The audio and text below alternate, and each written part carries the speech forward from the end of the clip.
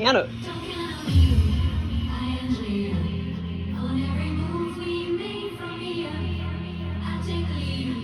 You take the pain. You see, I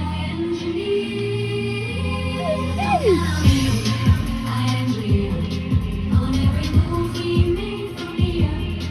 I take the lead. You take the pain. You see, I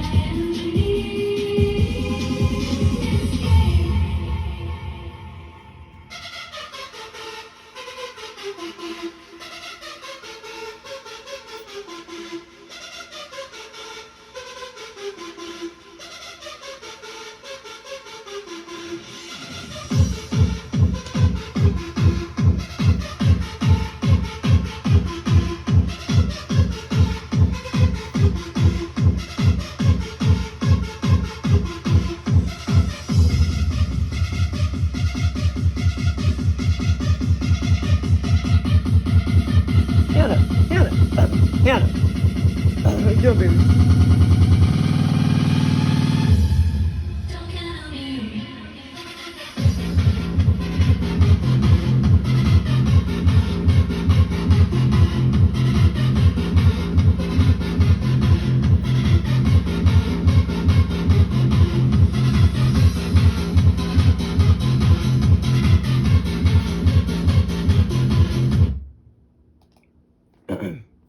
Oh, that's kind of appropriate because it said I engineered this game because I was just, well, earlier today I was seeing if there's any videos titled, you know, PSYOP or whatever of Anne Heche or whatever, and finally somebody kind of worded it like that.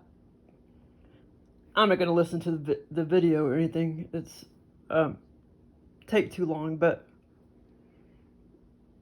and then I was just looking at it again on the phone.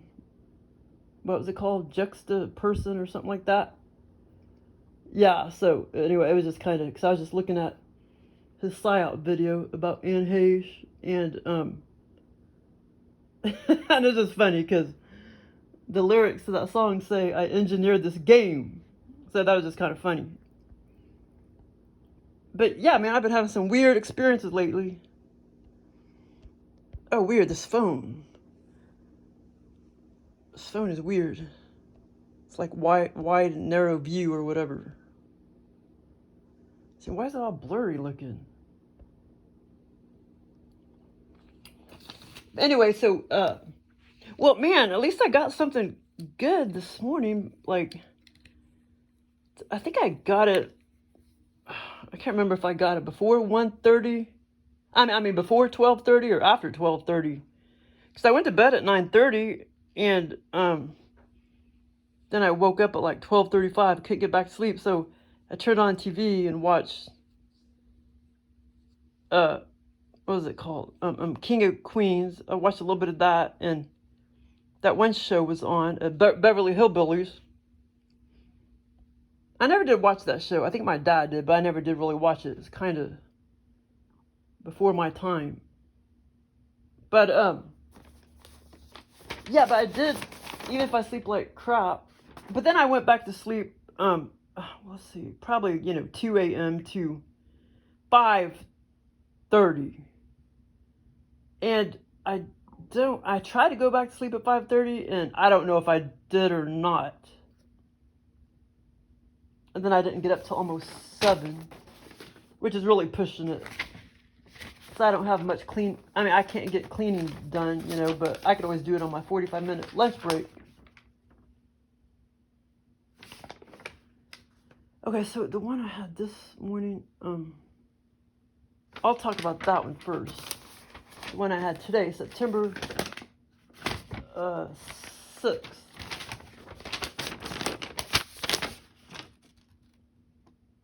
Okay, so this morning, okay, I was in this house with several of my brother's friends.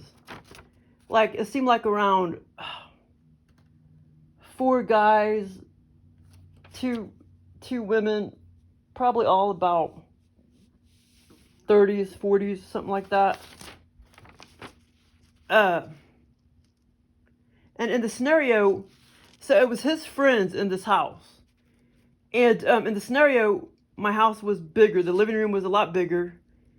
And there was a basement. Well, that's because Joel, he put bits and pieces of my mom's house and this house. So there was a basement in this house over there. And my cousin's room, apparently she used to own the house or something, but all of that information wasn't really part of the scenario. But her room was way over there by the front door to the right. Her kind of large room. My cousin Lori, but I'll get to that like later. And so in the scenario, my house was much bigger, the living room and basement. Yeah, the basement was, bigger than the one at my parents' house. I mean, the original one at my parents' house. In the scenario, the basement was bigger in the scenario. At her house, it was kind of smaller. It's like my lips are burning from those Concord grapes. The skin is freaking, I don't know, I guess the skin is like freaking acid or something. It's tangy. But anyway, I mean, I just ate a few of them because I froze them. I'm going to eat them at a later date. Okay, so anyway, it was like they were visiting, all these friends of my brothers, it was like they were visiting to watch a football game or something. And I was talking, I was in the scenario a long time. I was walking around the kitchen, back and forth from the, from where the day bed is, the living room, back and forth. And we were talking, blah, blah, blah, blah. And they were all sitting around the couch. In the scenario, it was a couch and not a day bed. Okay, and finally, I went into the front bedroom, which is over there. I went to the front bedroom and realized they had moved the big TV, flat screen TV on the wall. Like it was on the wall. A flat screen TV was on my wall right there. And then they had like freaking carried it to the front bedroom and set it up on the wall or against the wall. And I went back into the living room and realized they moved the TV. When I walked back into the living room, wait, hold on. Okay, so I finally went to the front bedroom, like I say, and there was a flat screen TV in that bedroom, like on the wall.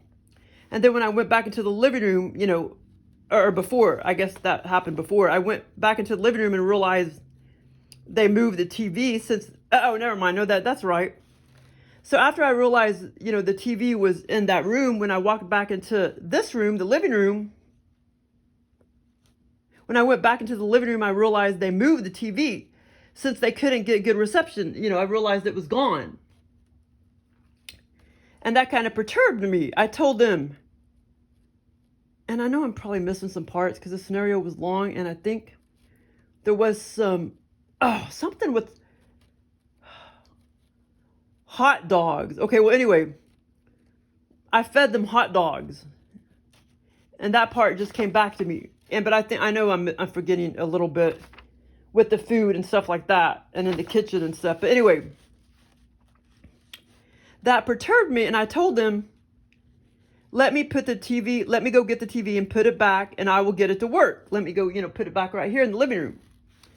Eventually, and then, so we had all this conversation, blah, blah, blah, blah. Eventually, I looked out of the living room windows and saw a man with light blue, sky blue shirt on, kind of like a golf shirt or something. And there might be other names for those shirts, Oxford shirt, golf shirt, or whatever. And I saw a man with a light sky blue shirt on, just sitting on the couch on my patio. There was a couch on my patio. He was sort of kind of like moving around on the couch. I was shocked since I knew nobody should be back there and nobody should be able to get through my gate. My locked gate. Then I looked out again out of another window you know, like right here, I looked out of another window, or that one. Okay, hold on for a second. I looked out again out of another window, and I overlooked the patio area. Overlooked the patio area before the second area.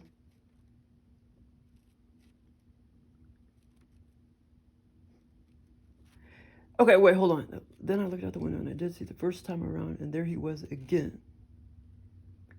But anyway, so the first time around, I saw him sitting on the couch, and it was facing the back side of the house, and okay, it's kind of like there were two layers of patios, if that makes sense. Okay, so then I looked out again out of another window that overlooked a patio area before the second area, and I realized he was gone. But I realized that was just, it's like I had two layers of patios. So I was looking at the wrong patio the second time around, and that's why he was gone. Then I looked out the window that I did the first time around, and there he was again. If that makes sense. So, and that's not the first time Joel has done that. Made many patios, many living rooms, blah, blah, blah, blah. Many, bathrooms or whatever. And, but in my head, I was like, how come I look out the window one time and he's gone? And I look at it again and he's there. And then I look at it again and he's gone. And I look at it again and he's there. So it was like one of those windows the first time, and the other window, the door window, the back door window. But there were two layers of patios, and the first concrete patio, there wasn't a couch as far as I remember on there maybe was, I can't remember, but the first, what did I say? I looked again out of a window. Yeah, like one of the layers, he was sitting there, and the other layer of patio, he wasn't there. And then I had realized I was looking at the wrong patio. And that's when I looked out the window again at the right patio, and he was there again. But anyway, it kind of seemed like he was appearing and disappearing. Which really, I guess maybe he wasn't, because I was looking at the wrong patio every other time. Okay, so then I looked out the window that I did the first time around, and there he was again. He was a white man with short, blondish, brownish hair. Okay, so then I walked back here, right here where the couch was. So, okay, hold on. And so, I walked back where the couch was, where all the people and friends were sitting. And I stood there in front of him, and I told all the people in my house, as I walked up to the couch that was in my living room where they were sitting, and I said, I think he's a ghost. I said, why is it every time I look out there, he disappears? And then I look out there again, and he reappears. And every time I saw him, I felt, kind of scared, because I knew he was a strange man on my couch on the patio. Then eventually we just all started talking and conversing again in the living room, and my brother, hold on. Then we started talking and conversing, and eventually I did feed them some hot dogs. But I know I'm forgetting some parts because other parts are trying to come back to me and I can't remember them. So then, we just all started talking again. I fed them some hot dogs. And I looked down there on my on my carpet, and I see these light, like little roundish spots of oil. Somehow, okay, anyway, so then we started conversing again. I fed him hot dogs, in this living room, and my brother had somehow leaked oil, small little droplets of light brown oil on my carpet in the living room as he was cleaning his guns, but he was not in the house at the time.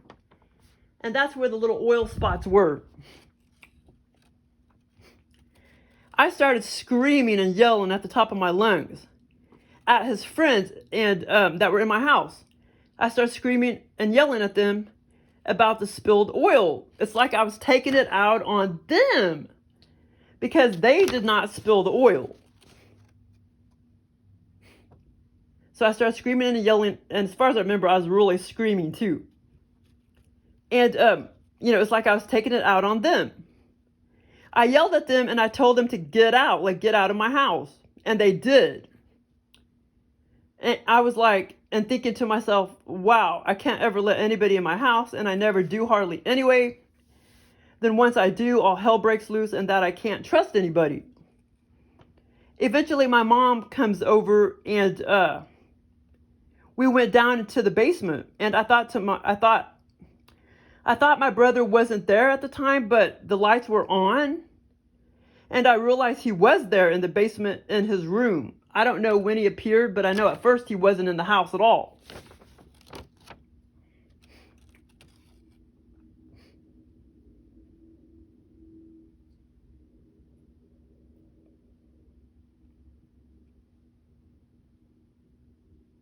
Okay, wait, hold on. Eventually my mom came over and we went down into the basement, and I thought my brother wasn't there at the time, but the lights were on, and I realized he was there in the basement in his room. And of course, a long time ago, he used to have his bedroom in the basement, and over at my mom's house. And Joel is going off by a lot of things in my brain and stuff, or experiences I had or whatever. But anyways,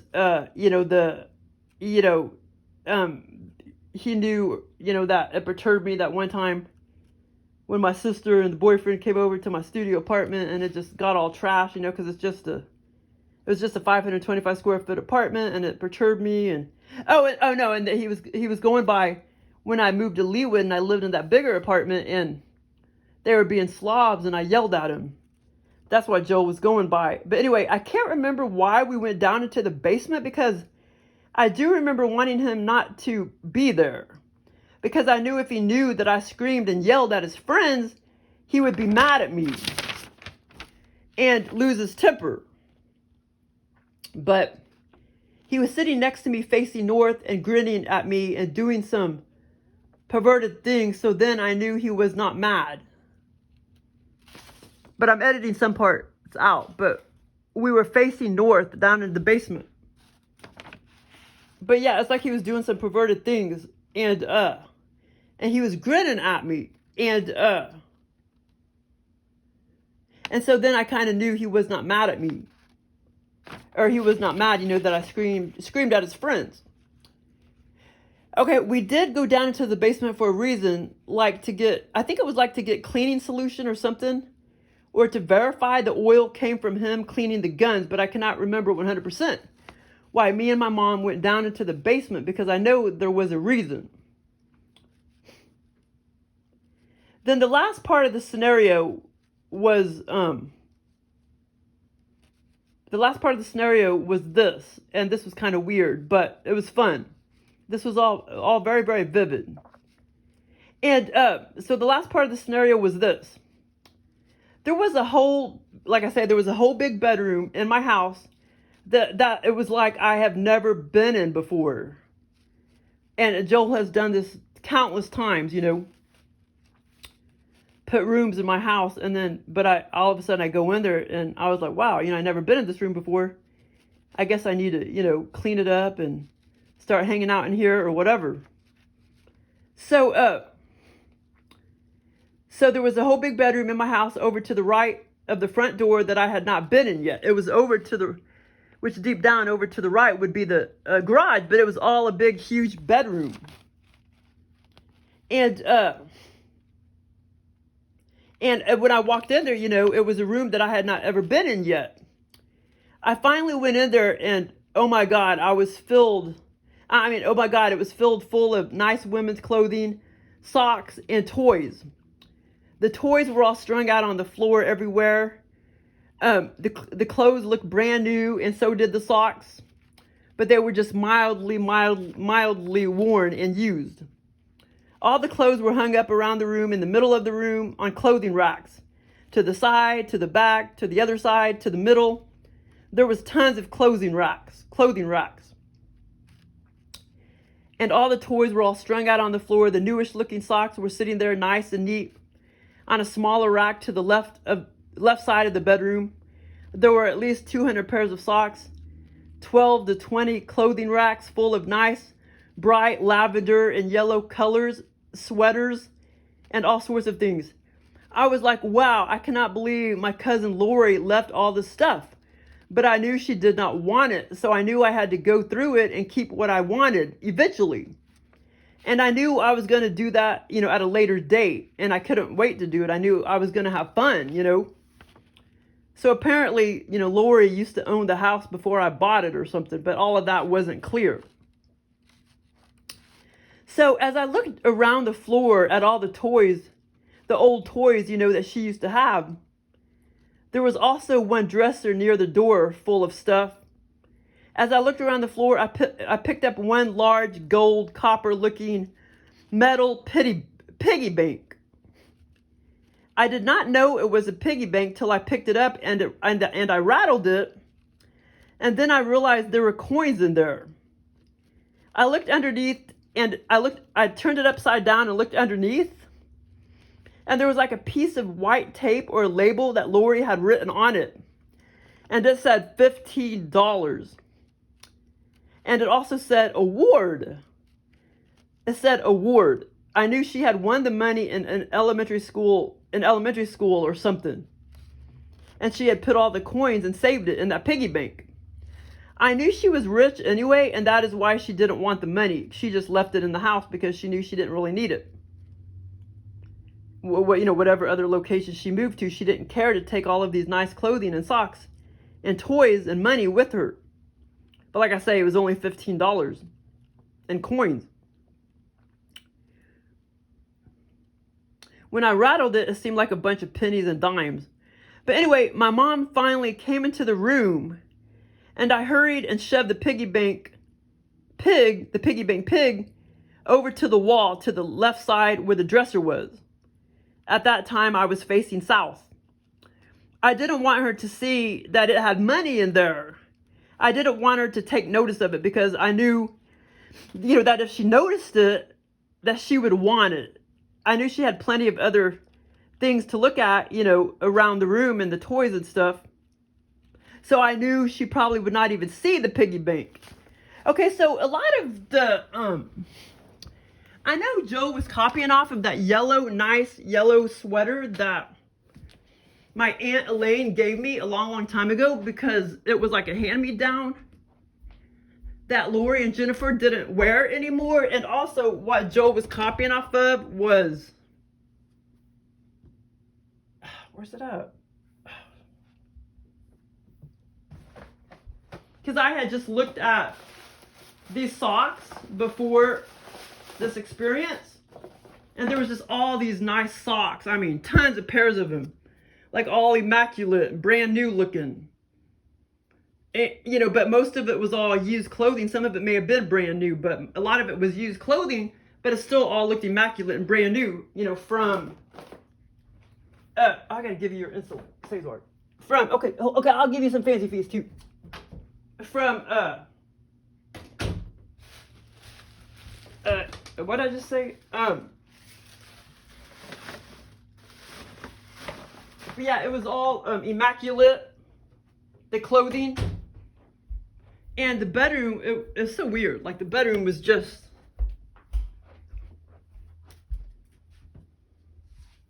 right, right there, big old bedroom in there. But yeah, it was a fun experience, but it was just kind of weird. Okay, so,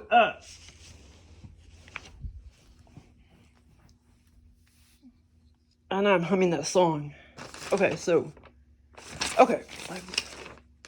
yeah, like I say, the blue shirt that guy had on, it was nice. It was a nice color, like sky bluish, except maybe a little darker than sky blue. Okay, so then, let me see these other experiences. Did I talk about, let's see. I'm saying small parking garage. And yeah, because the other one was an hour. I already talked about that. The one to Kentucky. I just haven't posted that one yet. Okay, so I kind of had like, this was like 1 or 2 days ago. Both of these experiences were on the same morning. And okay, so one of the experiences I was this one was kind of more like what I call like a remote view, where you're just sitting there looking at all this vivid stuff. But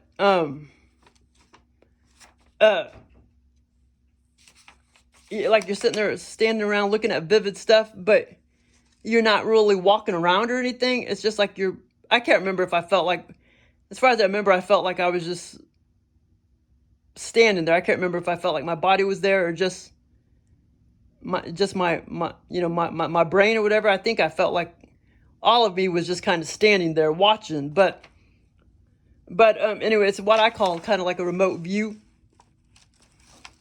I mean, I wasn't at another location. I was there, but it's like you can't move around and stuff. You know what I mean? So to me, it's still like a remote view. Okay, so it was like a high school turned prison, and I was just like honing in on this prison that used to be a high school. And I was just looking at it, and I couldn't understand why the windows were so big, because it seemed like the inmates could easily escape. And some of the windows looked kind of broken. And I was thinking to myself, wow, these windows are too wide. I started gawking at the inmates.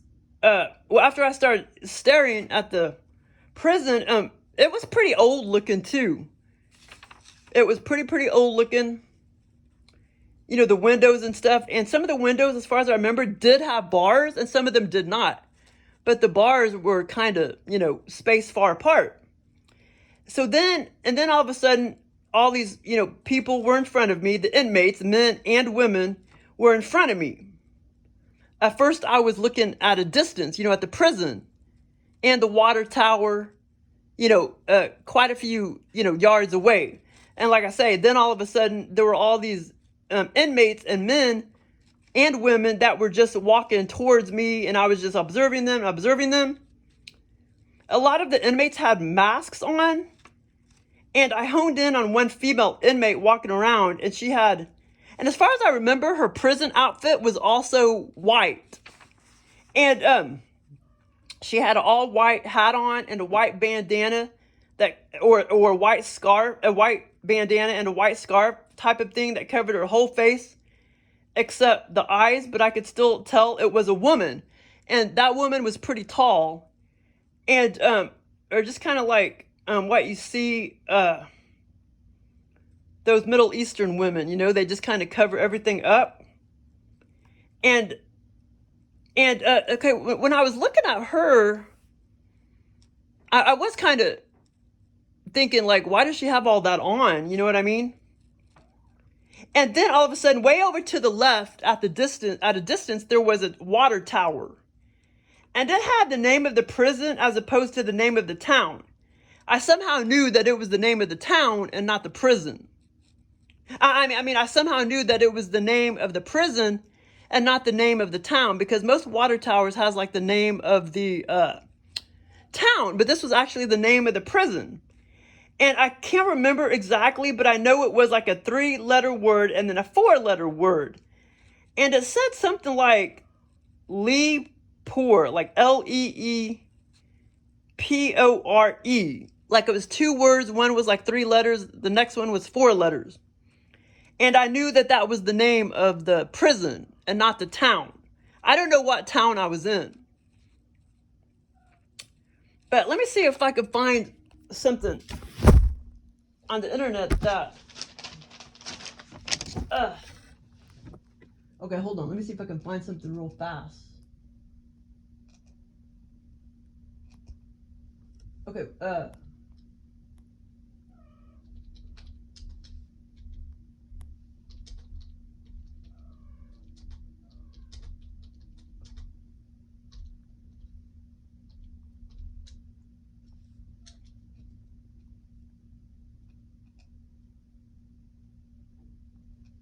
white, women covered white.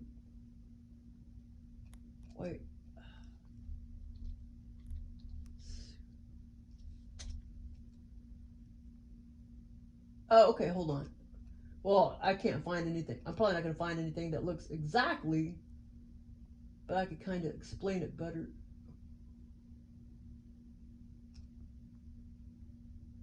Okay, so kind of like this, except I'll have to explain it better. So, kind of like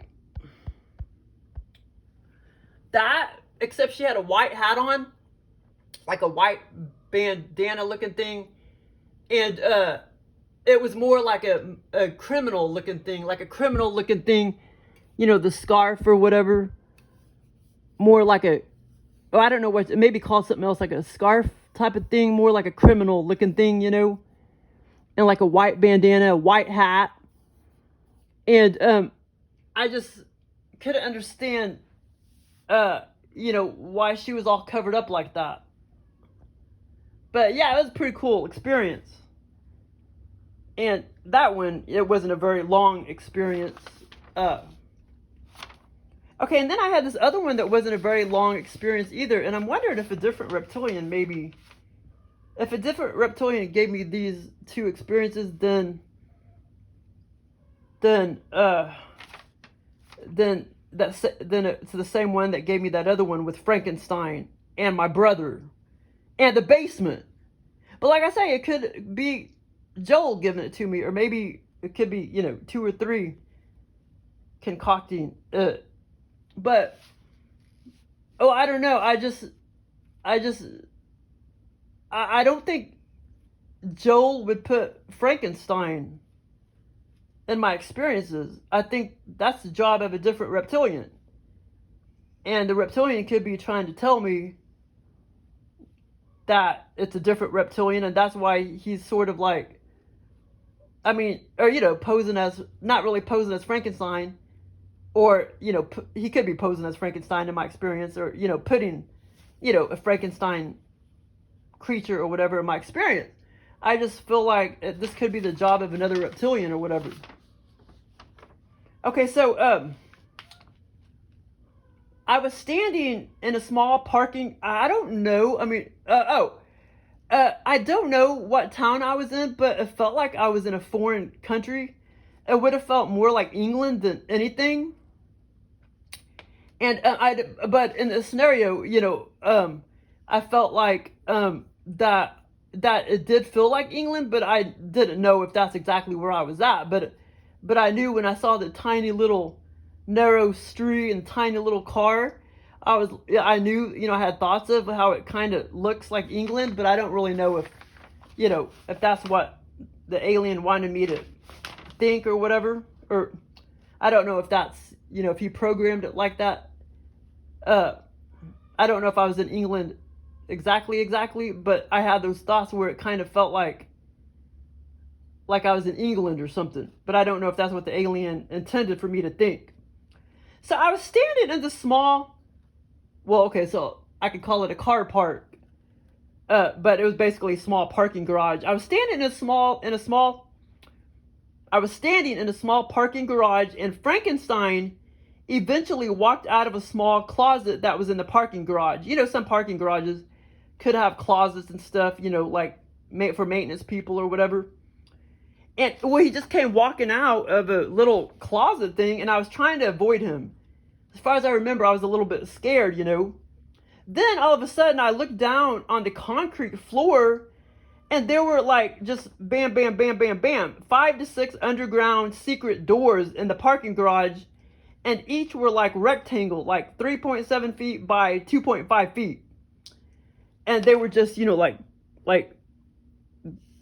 let's see, like bam, bam, bam, bam, you know, right there in front of the little closet door. There were secret doors. Anyway, then all of a sudden, Frankenstein started to come up out of all the secret doors, just like bam, bam, bam, bam, bam. And I tried to like walk away from them and avoid him.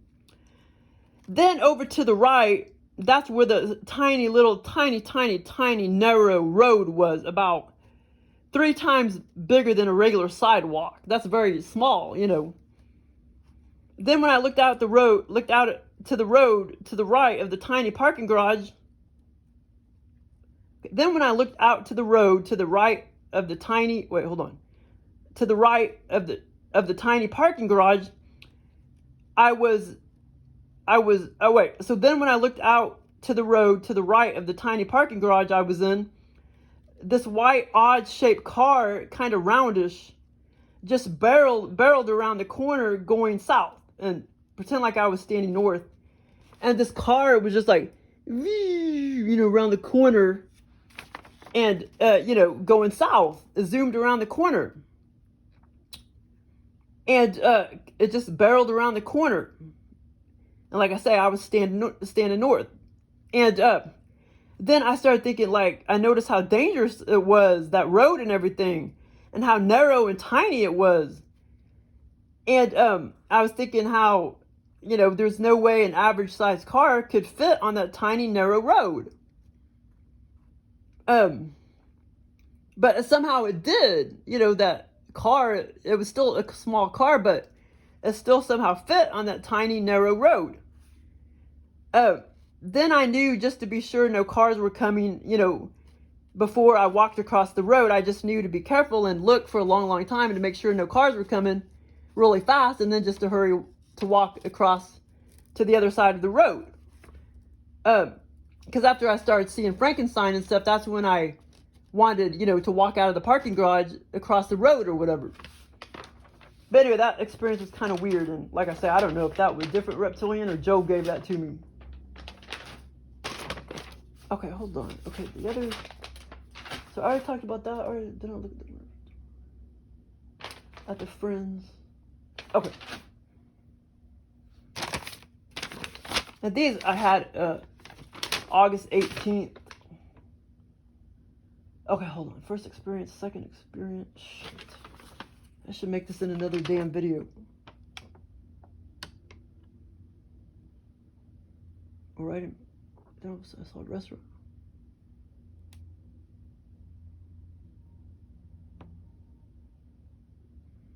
Oh yeah, that experience was kind of fun. Okay, third. Okay. First experience.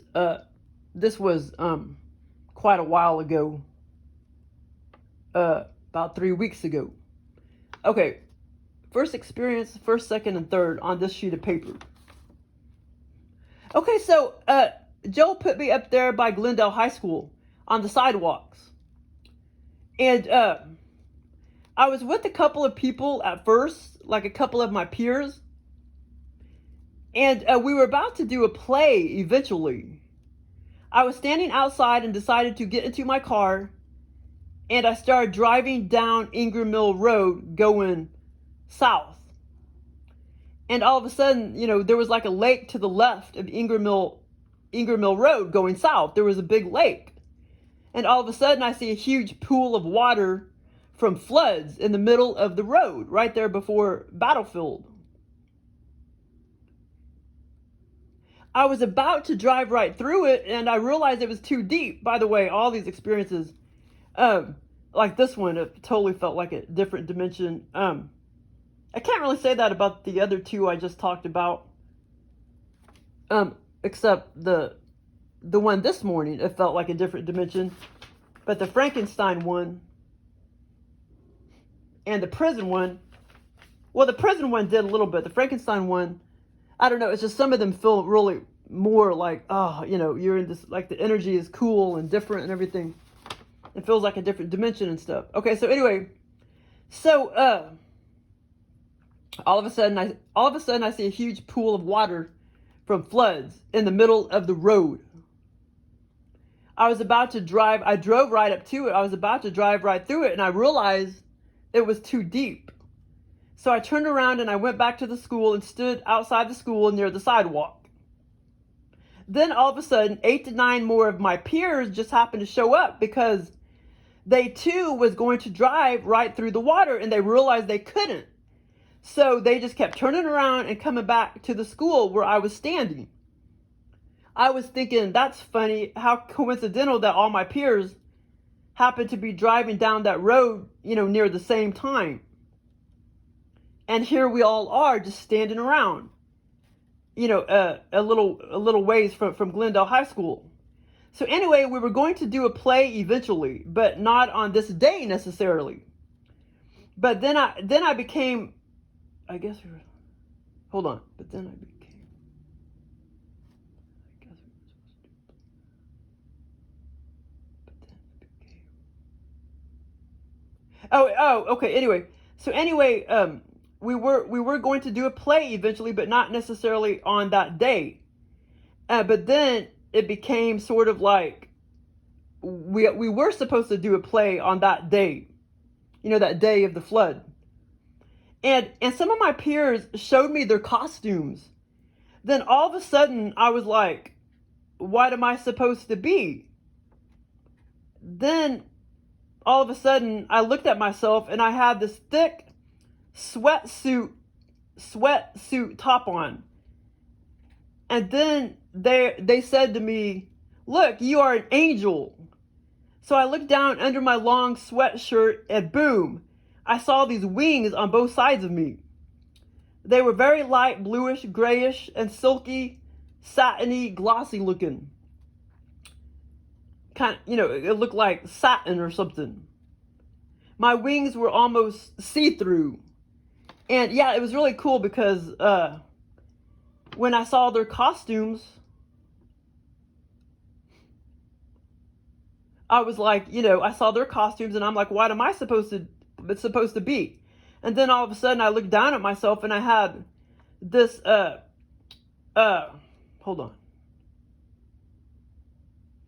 I looked under my long sweatshirt and it was kind of off-whitish, slightly beige, this sweatshirt I had on.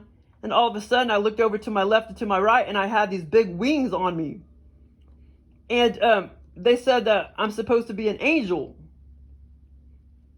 Okay, they were, and like I say, my wings were light bluish, grayish, and silky, satiny, glossy looking, where you could almost see through them.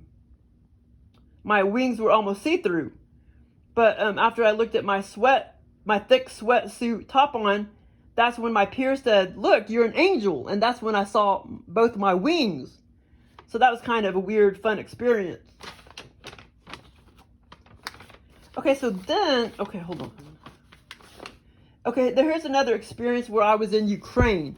I had both of these Ukrainian experiences, Russia experiences, and Ukraine experiences close together.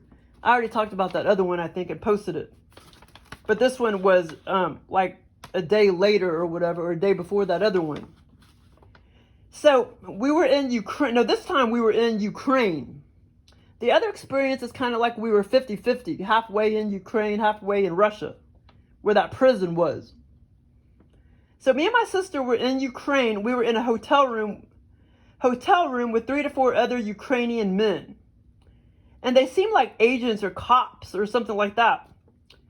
They were trying to we were sitting on the bed and they walked over to me or whatever, leaning over.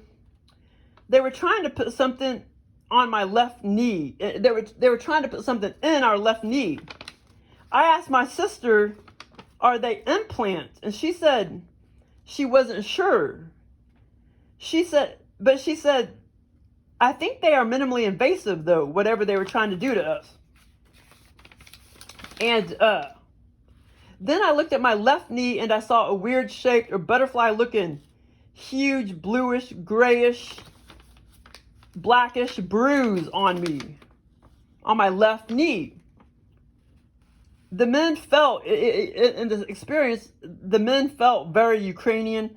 The energy of the experience, felt very Ukrainian, just like in that other experience, in the prison one, it felt very Russia/Ukrainian.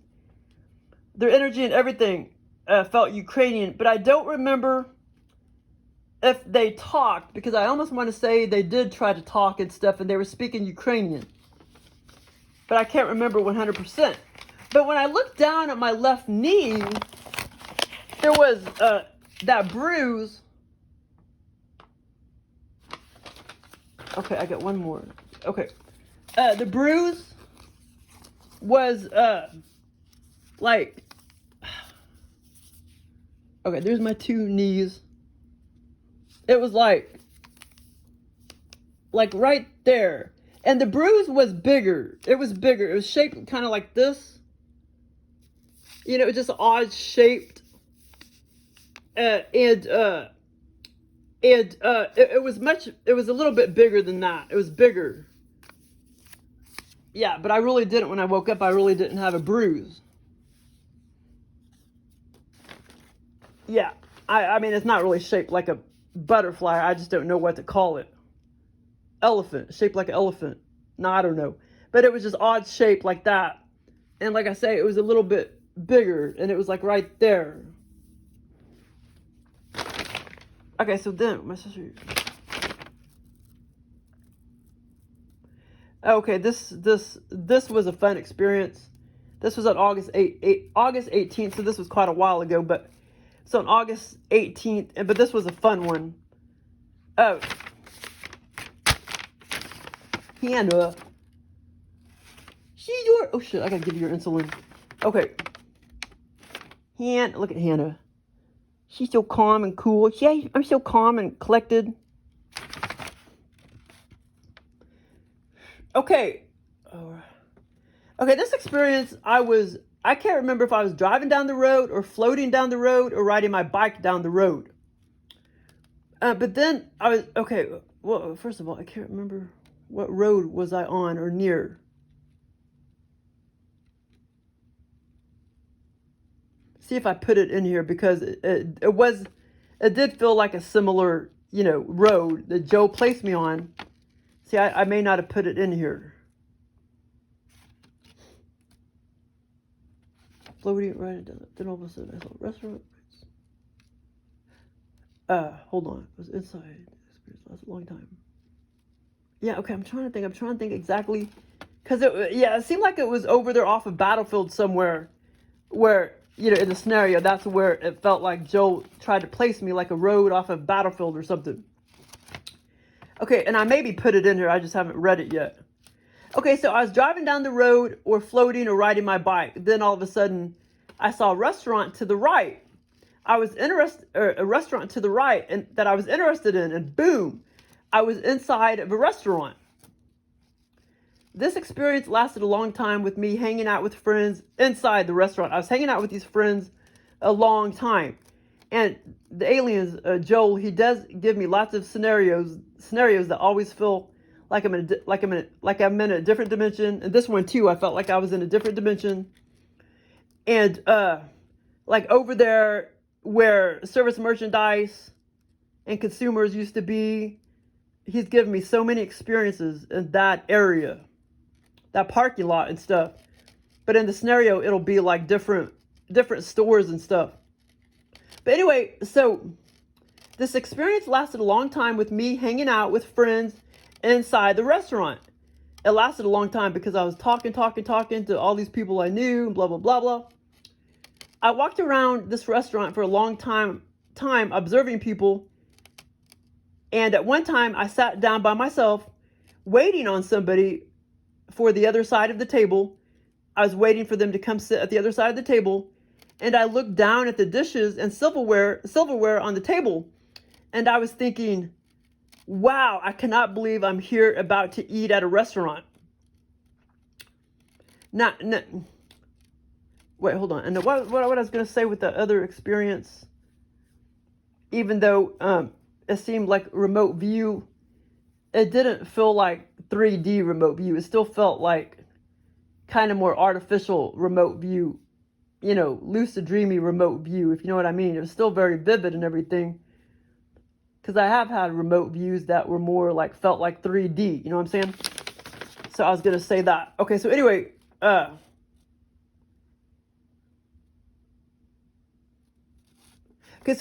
I for a long time, I walked around, talked to these people at that table, those people at this table, and blah, blah, blah, blah.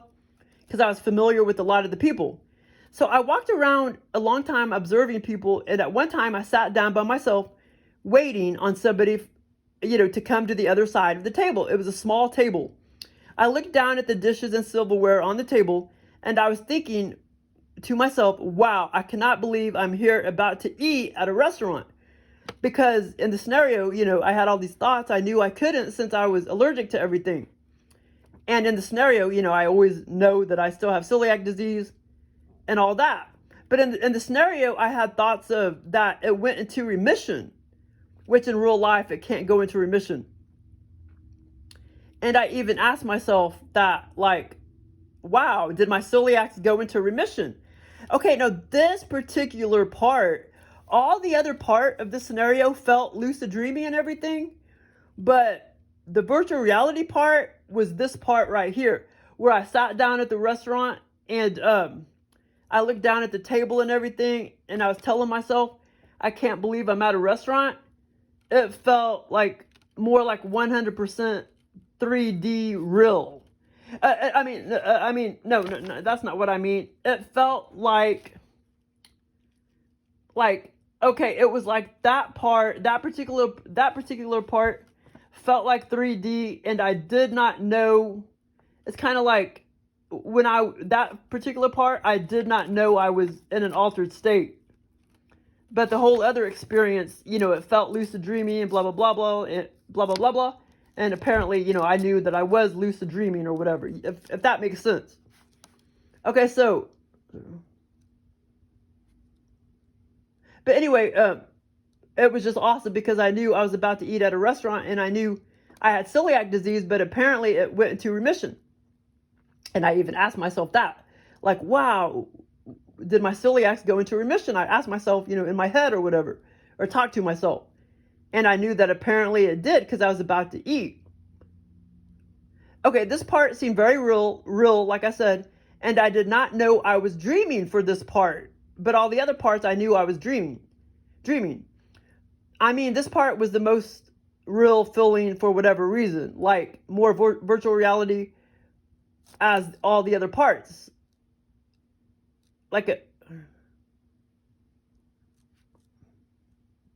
All the other parts were virtual reality lucid dream, but still vivid and everything.